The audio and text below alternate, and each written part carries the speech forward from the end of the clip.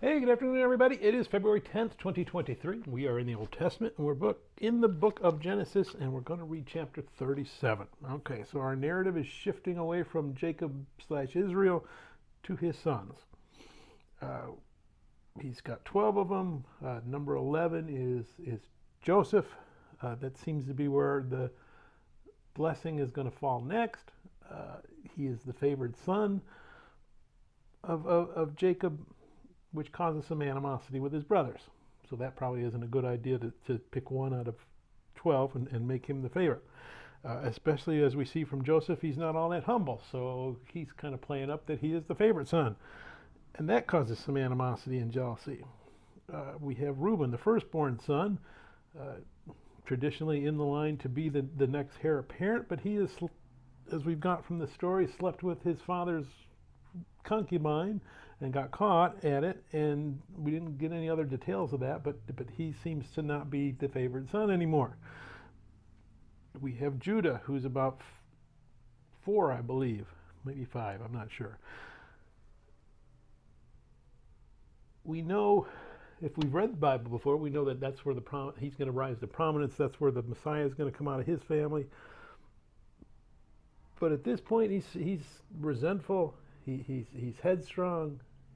So we got a whole family here that needs to learn some lessons about how they're supposed to relate with God. They decide that they're going to get rid of their brother Joseph. They originally were going to kill him.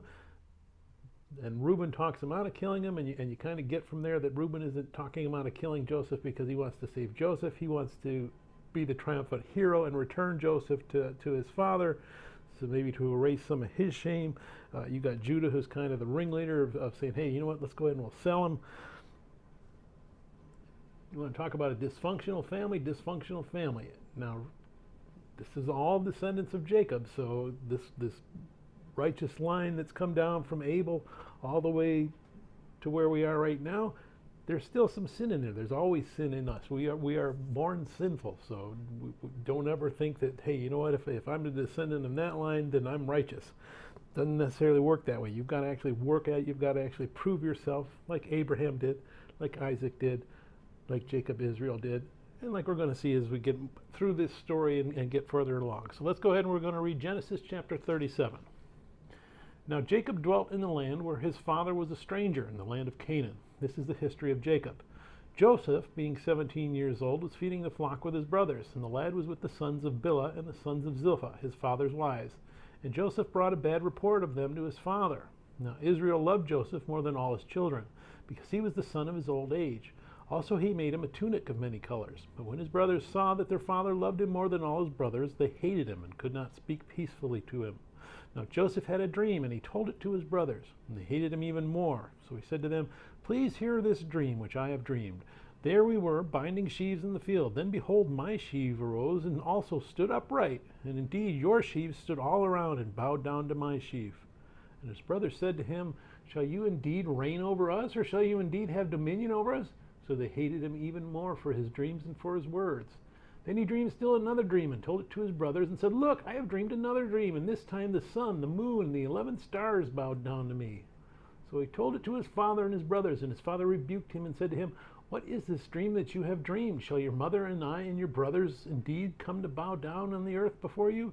And his brothers envied him, but his father kept the matter in mind.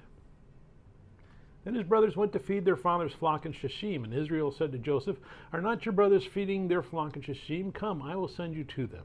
So he said to them, here I am. Then he said to him, please go and see if it is well with your brothers and well with the flocks, and bring back word to me. So he sent him out to the valley of Hebron, and he went to Shechem. Now a certain man found him, and there he was, wandering in the field. And the man asked him, saying, what are you seeking? So he said, I am seeking my brothers. Please tell me where they are feeding their flocks. And the man said, they have departed from here, for I heard them say, let us go to Dothan. So Joseph went after his brothers and found them in Dothan. Now when they saw him afar off, even before he came near them, they conspired against him to kill him. Then they said to one another, look, this dreamer is coming. Come, therefore, let us now kill him and cast him into some pit. And we shall say, some wild beast has devoured him. We shall see what will become of his dreams. But Reuben heard of it, and he delivered him out of their hands and said, let us not kill him. And Reuben said to them, Shed no blood, but cast him into this pit which is in the wilderness, and do not lay a hand on him, that he might deliver him out of their hands and bring him back to his father. So it came to pass, when Joseph had come to his brothers, that they stripped Joseph of his tunic, the tunic of many colors that was on him. Then they took him and cast him into a pit, and the pit was empty, there was no water in it. And they sat down to eat a meal. Then they lifted their eyes and looked, and there was a company of Ishmaelites coming from Gilead with their camels, bearing spices, balm, and myrrh, on their way to carry them down to Egypt. So Judah said to his brothers, "What profit is there if we kill our brother and conceal his blood? Come, and let us sell him to the Ishmaelites, and let not our hands be upon him, for he is our brother and our flesh." And his brothers listened. Then Midianites, traders, passed by. So the brothers pulled Joseph up and lifted him out of the pit, and sold him to the Ishmaelites for 20 shekels of silver, and they took Joseph to Egypt. Then Reuben returned to the pit, and indeed Joseph was not in the pit, and he tore his clothes, and he returned to his brothers and said, "The lad is no more, and I, where shall I go?" So they took Joseph's tunic, killed a kid of the goats, and dipped the tunic in the blood. Then they sent the tunic of many colors, and they brought it to their father, and said, "We have found this. Do you know whether it is your son's tunic or not?" And he recognized it and said, "It is my son's tunic. A wild beast has devoured him. Without doubt, Joseph is torn to pieces." Then Jacob tore his clothes, put sackcloth on his waist, and mourned for his son many days. And all his sons and all his daughters arose to comfort him, but he refused to be comforted. And he said, "For I shall go down into the grave to my son in mourning." Thus his father wept for him. Now the Midianites had sold him in Egypt to Potiphar, an officer of Pharaoh and captain of the guard. May God bless the reading of his word, and may God bless you. Bye.